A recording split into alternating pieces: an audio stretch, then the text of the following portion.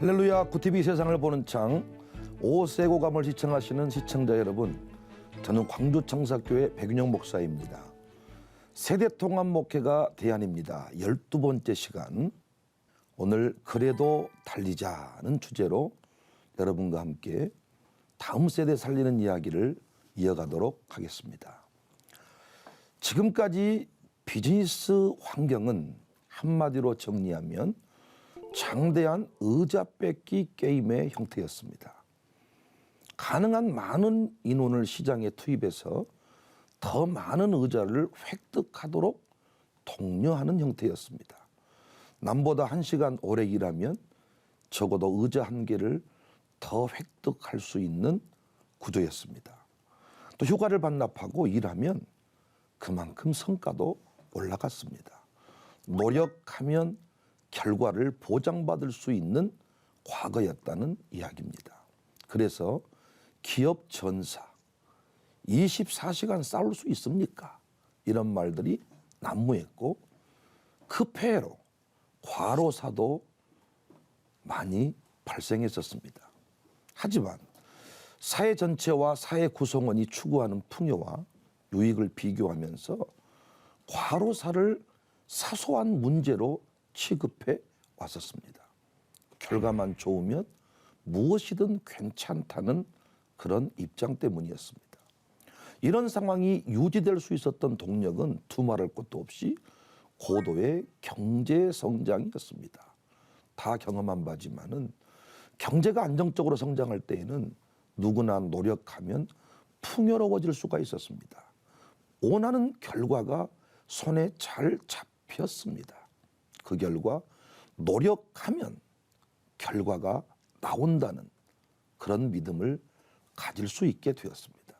또한 좋은 결과로 모든 것을 누릴 수 있다는 사고방식이 통용되었습니다. 그래서 우리 부모님 세대들은 일밖에 몰랐던 것 같습니다. 목회 현장도 외회가 아닙니다. 지난날 한국교회 현실을 보면 개척하고 열심히 설교하고 전도하면 금방 예배당이 가득 찼습니다. 그리고 곧 건축도 할 수 있었습니다. 그런데 요즘은 어떻습니까? 어른들이 보았을 때 우리 젊은이들 열심히 사는 것 같습니까? 죽기 살기로 일하는 것 같습니까? 그렇지 않습니다. 이유는 분명합니다. 더 이상 노력해도 생활이 나아지지 않기 때문입니다. 아무리 일해도 자동차는커녕 냉장고도 살 수 없고 심지어 집을 산다는 것 거의 불가능한 일입니다.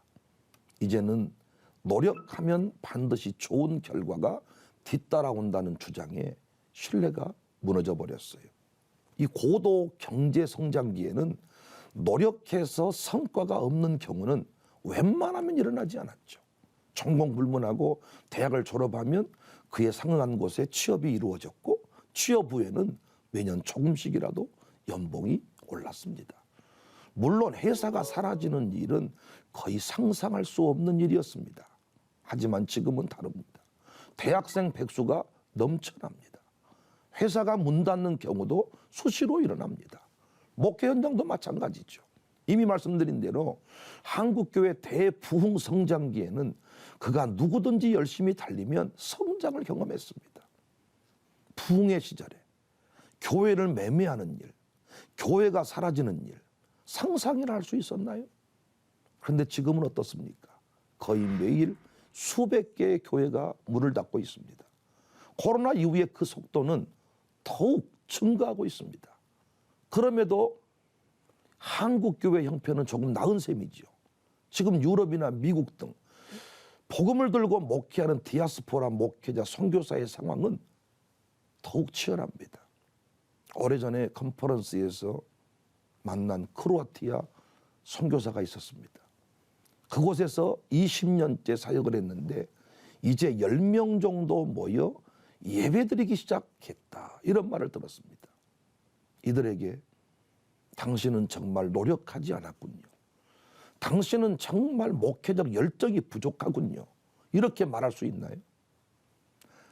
지금 이 시대의 대형교회 목사님들이 개척교회나 중형교회 목사님들에게 당신은 노력하지 않았어, 그 모양이야. 당신의 설교에는 열정이 부족해. 당신이 열심히 전도하지 않아서 그 수준이야. 이렇게 말할 수 있나요? 한국교회 입장에서 디아스포라 목회자들에게 열매가 없다고 책망할 수 있냐고요. 어떤 의미에서 개척교회 목회자, 디아스포라 선교사나 목회자들, 오늘을 살기 위한 몸부림이 더욱 치열할 수 있습니다. 문제는 시대가 변한 것이고 환경이 변한 것입니다. 따라서 오늘을 사는 우리의 패러다임에도 전환이 일어나야 된다. 저는 이렇게 봐요. 일단 무조건 대기업 다니면 대단한 사람이고 중소기업, 작은 기업에 다니면 별 볼 일 없는 사람이라는 이런 의식을 버려야 됩니다. 또한 대형교회 목사님들 그런 분 안 계시지만은 대형교회 목사님은 능력의 종이고 개척교회 목사님은 무능한 종이라는 생각도 버려야 합니다. 각자에게 주신 달란트를 붙들고 오늘을 살고 있는 모두에게 우리는 박수를 보내야 돼요. 결코 결과가 아닙니다. 지금을, 오늘을 소중히 여기는 자세, 우리에게 필요합니다. 이제 우리는 더 이상 풍성한 결과를 바라보면서 오늘을 피 흘리자, 노력하면 좋은 날이 온다, 어떤 이런 결과주의 사고에서 벗어나야 됩니다. 어떤 사람은 주일에 문을 닫았다가 대박이 났다, 이런 간증 만들어낸 사람도 있겠지만은 망할 수도 있습니다. 주일에 학원 가지 말자. 제가 주일 성수 신앙 강조했잖아요. 우리 선조들은 주일 성수 온전히 했다. 필요한 시간에 1시간 예배드리고 나머지 시간 나를 위해 쓰는 게 아니고 교회가 선포한 모든 공예배에 다 참여해서 예배했고 말씀 공부했고 신자와 함께하는 시간들을 가졌다. 저는 그런 주일 성수를 강조하거든요. 의도를 가지고 멈추어 서자. 의도를 가지고 다 내려놓자. 학생은 공부를 내려놓고 일하는 사람은 자신의 일을 내려놓고 온전히 주일 성수하자. 그렇게 했다가 지방대학 갈 사람이 명문대학 갔다, 이런 간증 만들 수도 있겠지만은 그렇지 않을 수도 있다는 거예요. 오히려 주일날 공부했던 친구들보다 성적이 더 안 좋아서 더 낮은 대학에 진학할 수도 있습니다. 반대의 경우도 많이 있지만 모든 사람이 다 풍성한 결론에 이른 것은 아니라는 거예요. 10의 1정금도 마찬가지 아닙니까? 10의 1정금도 드리면 하나님이 30배, 60배, 100배, 그래서 돈 놓고 돈 먹기, 이런 형태로 10의 1조가 흘러가기 쉬웠는데 10의 1조 하고 나서 풍성한 결론에 이르지 못할 수도 있습니다. 하지만 한 가지 확실한 것은 하나님은 우리에게 결과를 요구하시는 게 아니라는 거예요.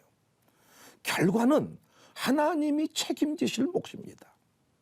다만 하나님 앞에 내가 오늘을 땀 흘렸는가, 하나님이 원하시는 일을 했는가, 오늘 또 행복했는가를 우리 하나님 아버지는 따져 물으시는 거예요. 요즘 젊은이들을 보면 조직 안에서 승진하고 돈을 많이 버는 일에 큰 의미를 두지 않는 것 같습니다. 그보다 지금 시간을 충실히 보낼 수 있는지, 현재 하는 일에서 기쁨을 느낄 수 있는지를 더 중요하게 생각합니다. 우리 선배 목사님들, 우리 아버님 세대 선교는 늘 그랬던 것 같습니다. 미용실 2번 갈 거 1번만 가고 옷 사 입을 거 줄여서 선교하자, 이런 가르침이 많이 있었는데 저는 그렇게 성도들에게 말해본 적이 없는 것 같습니다. 오늘의 삶을 희생하자. 선교해야 되니 우리의 삶을 희생시키자. 저는 그렇게 말하지 않았고 앞으로도 그렇게 살고 싶지 않습니다. 선교가 귀하듯이, 선교지의 영혼이 귀하듯이 오늘 우리의 삶도 귀합니다. 전도 대상이 귀하듯 광주 청사교회 교인들도 책에는 귀합니다. 그래서 저는 우리 성도들에게, 우리 교인들에게 오늘 지금 풍성한 누림을 요구해요. 교회적으로도 일관되게 그런 정책을 저는 펼치고 있어요.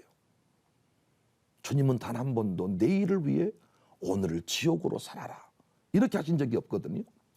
조금 우스갯소리지만은 저는 선교지 갈 때 이왕이면 너무 저가 항공 타고 가지 말자, 저는 이런 얘기를 합니다. 물론 이제 뭐 잘 사시는 분들이야 얼마든지 해외에 자주 드나들 수 있지만 저희 교회만 해도 그렇지 못하거든요. 저희 교회만 해도 정말 그 선교 때문에 옷차림 비행기를 타고 해외를 갈 때가 많은데, 저는 그 선교지를 가는 동안에도 우리 성도들이 성장을 해야 되고 조금 오늘의 삶이 기쁨이 있었으면 좋겠다.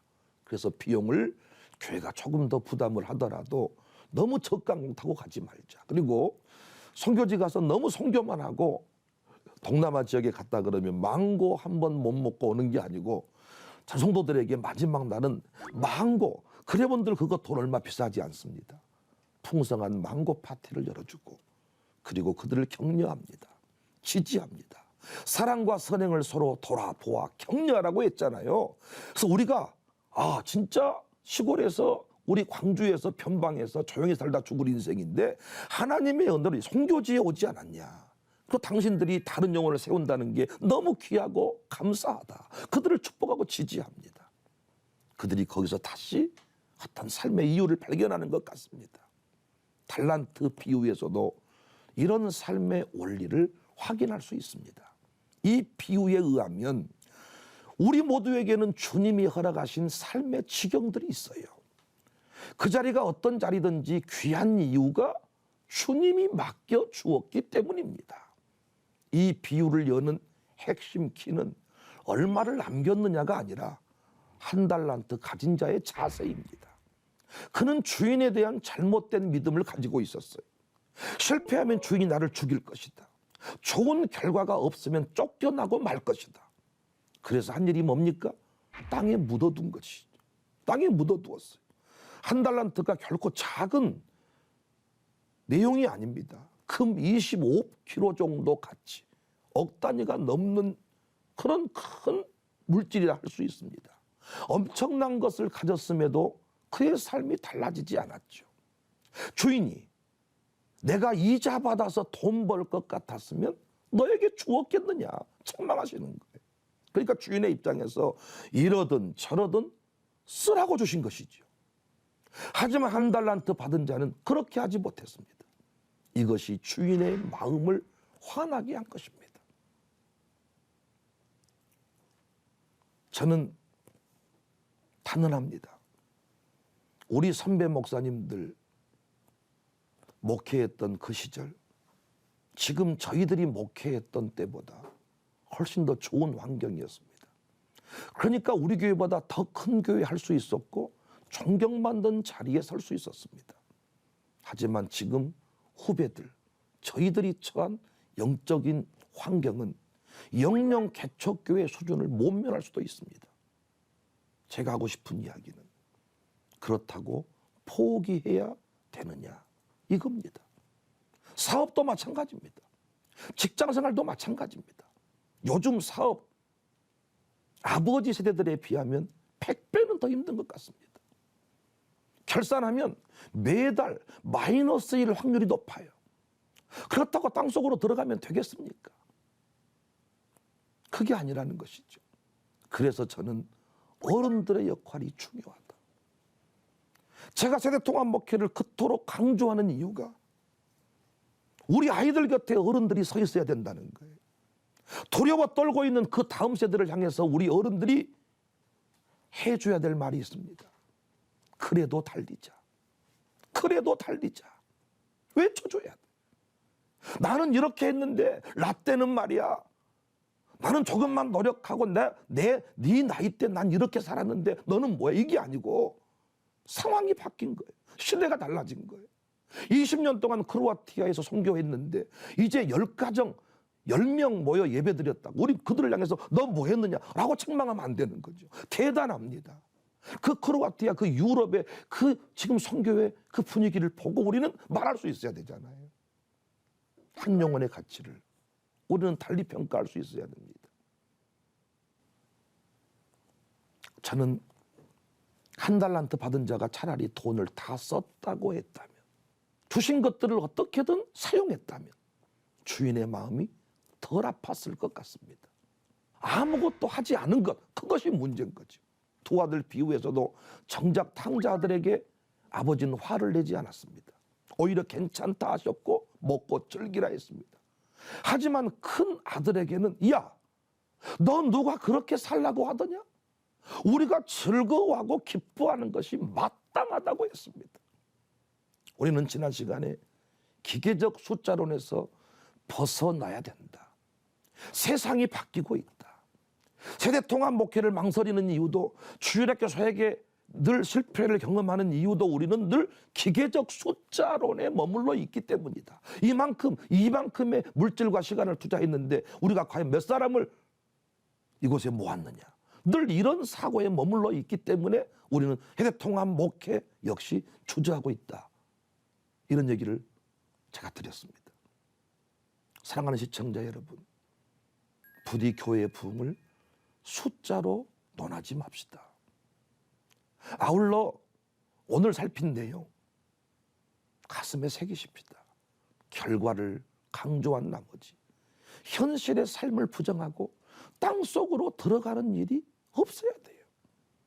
저는 그래서 우리 아이들만 따로 둔다면 우리 아이들은 너무 저는 무기력해진다고 봅니다. 현실이 너무 냉혹해요. 그래서 우리가 세워야 돼요. 그래도 달리자고 외쳐야 돼요. 저희 교회는 이미 앞부분은 여러 차례 말씀을 드렸지만은 어려운 교회였습니다. 힘든 교회였습니다. 지금도 그 지역이 낙후되어 있습니다. 제가 우리 교회 목회에서 부임해서 목회를 하면서 두 가지의 충격을 받았었는데, 하나는 비가 내리는 날 예배 끝나고 성도들이 돌아가려고 밖을 보니까 온 동네가 강이 돼 있는 거예요. 하수구가 역류하고 물이 배수가 잘 이루어지지 않아서 온 동네가 강이 되었습니다. 그 강이 되어서 사람들이 막 불안해하고 있는데 그때 노인분들이 폐지를 줍고 돌아다니는 거예요. 그만큼 저희 동네가 어려운 동네였어요. 근데 저는 그분들을 위로하고 그분들을 세워야 되겠다 마음을 먹고 저희 교회가 최선을 다해서 그분들을 위한 여러 가지 선교 프로그램들을 만들었습니다. 그런데 제가 어느 날 우리 아이들과 열심히 목회를 하는데 자꾸 직장이 없어가지고 저희 교회를 떠나야 되는 상황이 반복이 됐습니다. 그때 제가 하나님께 기도했어요. 하나님, 저는 세대통합 목회하는 목사여서 부모님이 섬기는 교회에 우리 아이들이 함께 머물렀으면 좋겠는데 이들이 늘 대도시로, 더 좋은 도시로 옮겨가서 참 목회가 힘듭니다. 그때 감동을 주셔서 그들을 위한 일자리를 만들면 좋겠다. 그때 그 일자리를 만드는 일이 쉽지 않았습니다. 근데 협동조합, 사회적 기업 이런 이야기들이 한참 사회적으로 이슈가 되고 있었습니다. 제가 목회하는 동네 광산구는 우리밀이 특화된 동네거든요. 어느 날 갑자기 이 우리밀로 광주를 대표하는 물건을 만들면 좋겠다. 그래서 제가 우리 교회 광고를 했습니다. 우리 젊은 사람들, 도전하고 싶은 사람들이 있으면 나와 함께 이 일을 했으면 좋겠다. 다음 세대를 위해서 기업을 세우고 우리가 이 다음 세대를 위한 어떤 기업, 새로운 도전을 한번 해보자. 당신들도 그동안에 사장 한번 해보고 싶지 않았냐. 그런데 돈이 없어서 망설이지 않았냐. 교회가 장소를 제공하고 교회가 물질을 제공할 때 한번 해보자. 그래서 정말 5가정 정도가 모여서 협동조합을 시작했습니다. 너무나도 힘든 삶을 살았습니다. 이 기업을 하나 운영한다는 게 보통 어려운 일이 아니었습니다. 저는 이 기업을 시작하면 하나님께서 역사에서 그냥 대박, 바로 대박, 첫 달부터 대박 날 줄 알았는데 적자를 면치 못했습니다. 함께하는 우리 젊은이들이 끼니를 걱정해야 되고 우유값이 없고 기저귀 값이 없고 너무 힘든 일들이 반복이 됐습니다. 그때 저희는 선교비를 계속 그 기업에 쏟아부었습니다. 많은 목사님들이 제게 물었습니다. 너는 왜 빵을 만들고 너는 왜 과자를 만들어서 세미나 다니고 부흥회 다닐 때 왜 빵 파는 목사가 됐냐? 혹시 너 뭐 민중운동하는 이런 사회운동하는 사회운동가가 아니냐? 보수교단의 목사 맞냐? 물었습니다. 제가 그때 그분들에게 얘기했던 것이 우리는 선교지에 청년 세우는 일을 위해서는 수십억, 수억도 쏟아붓는데 우리 다음 세대를 세우는 일들에 관해서는 너무 소홀히 다룬 것이 있지 않느냐.